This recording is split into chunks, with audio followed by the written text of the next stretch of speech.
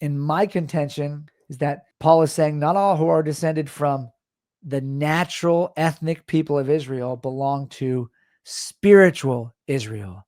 Nate is saying, no. In both of these instances, Paul is talking about natural Jewish. He's talking about the ethnic Jewish people. Okay, guys, I got time for one more question, which is the one I have here, and then we'll call it a day.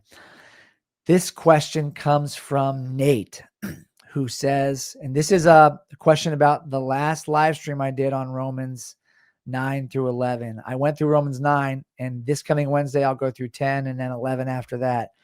But this is about the way Paul uses the term Israel.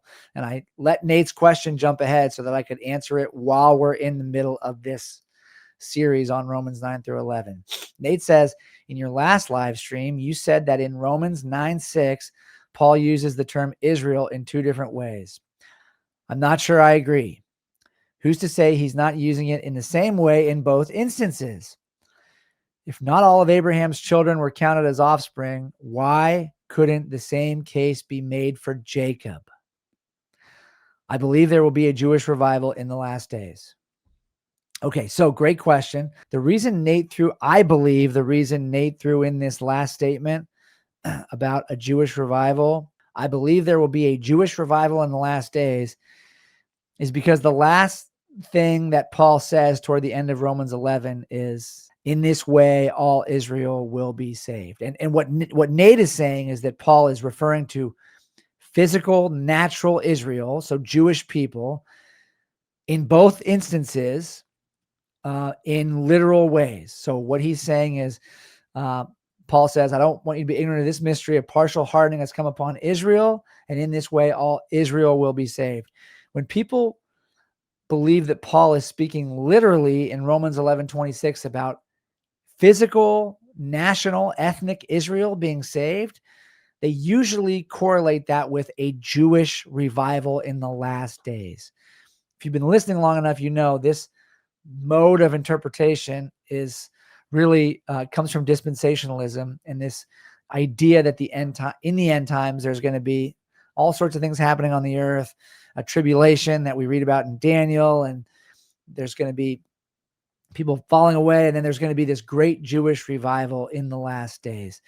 And that's what Paul's talking about, I think, according to Nate, in Romans 11:26, when he says, all Israel will be saved. The problem with this is that it does not fit with the context in any way whatsoever, in my opinion. Paul has just spent the entire 11th chapter and really 3 chapters explaining why so many natural branches, i.e. ethnic Jewish people, have been cut off of God's olive tree, which he refers to as Israel, the olive tree of Israel. Why have they been cut off of the olive tree? Because they do not believe in God's Messiah, Jesus. They have not accepted and received the Messiah. So they're cut off. If you want to be in the tree now, you got to believe in Jesus. He has to be your Lord. Doesn't matter if you're Jew or Gentile. If you're a Jewish believer in Jesus, you're described in Romans 11 as a natural branch. It's like, because of your ancestors, you were always in the tree, and now you get to stay in the tree. But if you don't believe in Jesus, you're cut off. And Gentiles are described as wild olive branches that are grafted into the tree. So if Paul is saying in Romans 11:26 that in this way all Israel will be saved, what he's saying is, well, what he would literally be saying is that all Jewish people will be saved, period, full stop.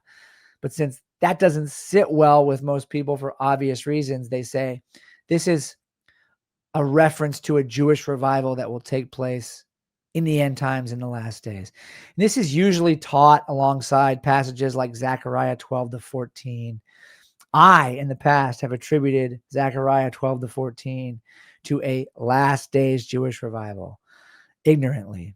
I didn't really understand those passages like I do now. I wish I hadn't, but I did teach on that topic in the past. But see, the problem is in that very passage, Zechariah 12 to 14, 2/3 of the nation of the Jewish people are killed, and only 1/3 are saved when they see the Messiah, they see him who they have pierced, and they weep for him, and he touches down on the Mount of Olives. So how does that even fit, really? If all Israel will be saved, and in the Zechariah passage that's usually taught in conjunction with this, 2/3 are cut off, how is the statement all Israel will be saved? How can that be taken literally? Which is not Nate, but usually what people say. We have to take Romans 11:26 literally. If Paul's using the word Israel when he uses it a second time in Romans 11:26 literally, he's either crazy or he's just not telling the truth. Because Paul knows, and I know, and anyone who reads the Bible knows, no one is going to be saved just because they're Jewish, just because they're a descendant of Abraham. Same goes, in my opinion, for Romans 9:6. If he's using the word Israel literally, when he uses it a second time in that passage, he's either not telling the truth or he's just plain wrong. He's just plain wrong. Are you telling me that Caiaphas, the high priest, who had Jesus condemned to death, is going to be saved in the end because he's Jewish? Are you telling me that Judas Iscariot in the end is going to be saved because he's Jewish? Are you telling me that Bar Kokhba, who was a messianic figure in Judaism in Jerusalem in the 2nd century, who led a giant revolt against the Roman Empire that led to the 3 Jewish wars, that led to Jews being eventually expelled from Judea permanently by the Roman Empire? Bar Kokhba was a man who demanded that Christians renounce their faith or be executed. You tell me that that guy is going to be saved because he's Jewish? Because all Israel will be saved? I don't think that that really fits. I don't think it fits at all. I don't think there's any way that you can make logical sense of Romans 9 to 11 and say that in both occurrences, in both usages of the word, in each passage, Paul is using a reference to literal, physical, natural Israel. I don't think so. I'm sorry, Romans 9:6. Let me go there real quick so that everybody can see what I'm talking about here.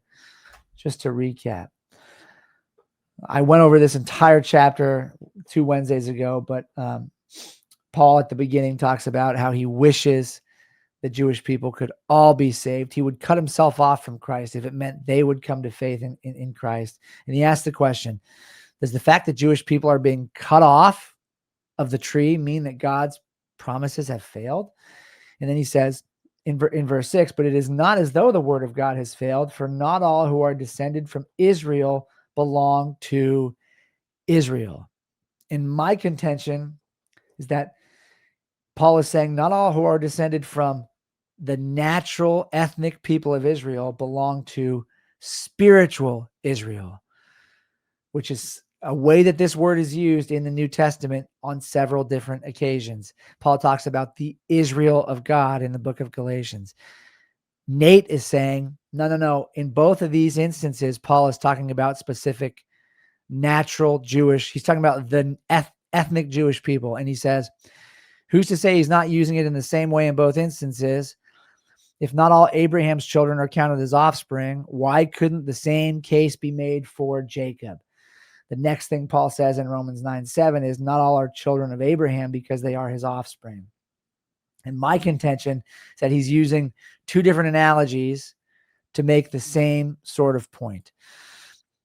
And aside from the fact that it doesn't fit in the context, if you read the entire section together, back then, Jewish people, everyone who was descended from Jacob, the person, Israel, Jacob and Israel are the same person in the Old Testament, was considered to belong to Israel.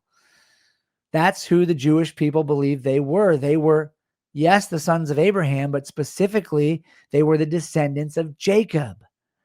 Because as I covered in the last live stream, Abraham had many sons. Not just Isaac. He had Ishmael. He had 7 sons or 6 sons by his his wife Keturah after Sarah died. Abraham's sons, his offspring, his physical offspring, are not just the descendants of Isaac, who had Esau and Jacob, aka Israel.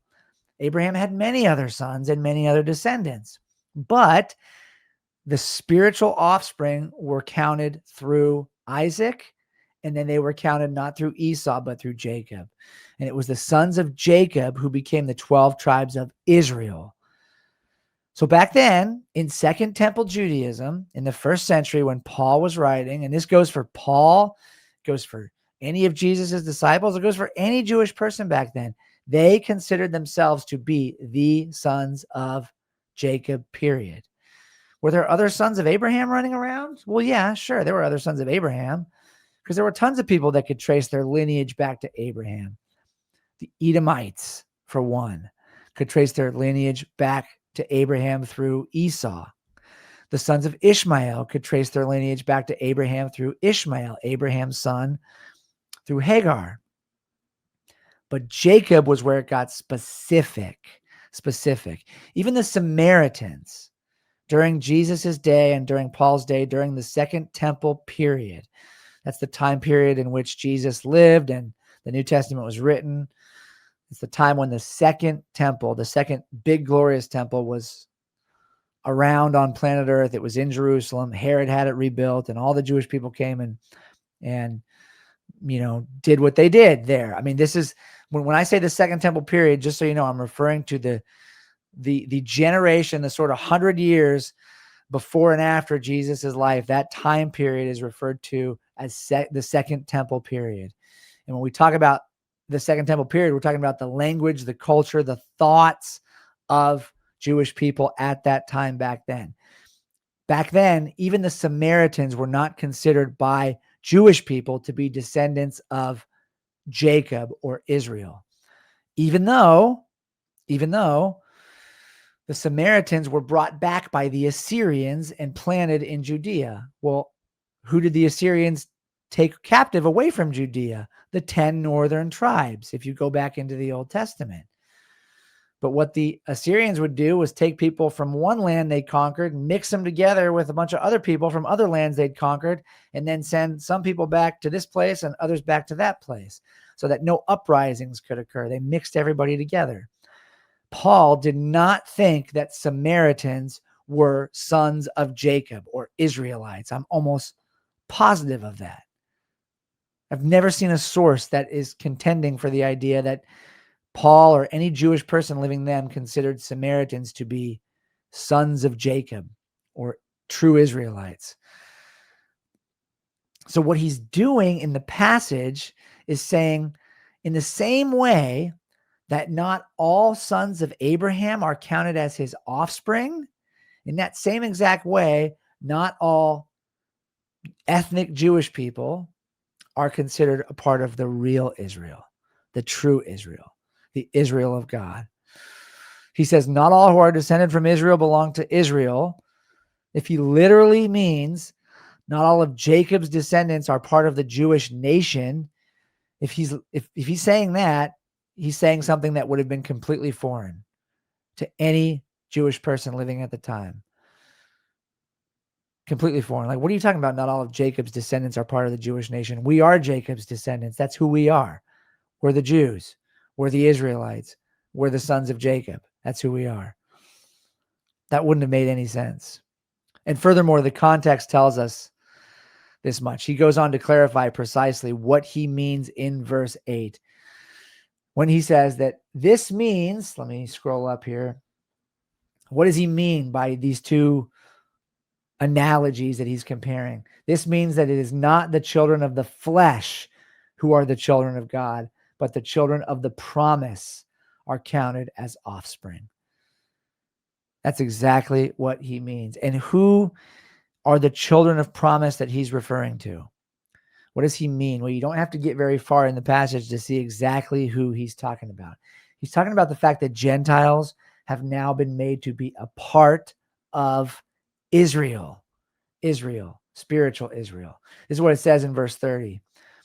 What shall we say then? That Gentiles who did not pursue righteousness have attained it. That is a righteousness that is by faith or faithfulness. But that Israel, who pursued a law that would lead to righteousness, did not succeed in reaching that law because they did not pursue it by faith. So it's obvious who he's talking about. The children of promise are the people who are pursuing God through faith in Messiah. And that is a group that consists of Jewish people and Gentiles alike. But the big news is that Gentiles are now a part of it. They're now a part of it. I don't think there's any way to read Romans 9 through 11 and think that Paul is speaking about ethnic Jewish people when he talks about either the sons of Israel belonging to Israel, or more importantly in Romans 11:26 when he says, and in this way all Israel will be saved. He talks about all Israel being saved, and there's a lot of context to it, and I'll get to that in the next couple of live streams because we're going to go through Romans 11 verse by verse. He's talking about how a partial hardening has come upon the Jewish people so that the Gentiles can be brought in to the fullness of God's covenant. And that in some way, Gentiles are now making Jewish people jealous. And so some Jewish people are coming to faith in Jesus and becoming a part of the new covenant. But when he says, in this way, all Israel will be saved, it doesn't make any sense at all if he's saying, in this way, all Jewish people are going to be saved. He's just spent an entire chapter explaining why some Jewish branches have been cut off and why some people aren't saved, even though they're Jewish, because of their unbelief. So it would be contradictory. It wouldn't be logical. But also, he says, right before he says all Israel will be saved, he says, and in this way, all Israel will be saved. In this way, all Israel will be saved. Why does he say, and in this way, all Israel will be saved? Because he's talking about a very specific, special, unforeseen way that God is saving Israel, quote unquote. He is saving all of Israel by redefining what Israel is.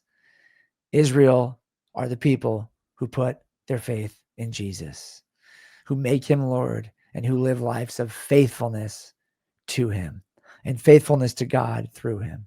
That's what it means. Thanks for watching. My name's Blake, and over the past 20 years, I've been a missionary, a pastor, and a Bible college and seminary professor. During that entire time, I've been teaching the Bible. And if you want more Bible content to come your way, don't forget to hit the subscribe button and like this video. And also, check out this video right here.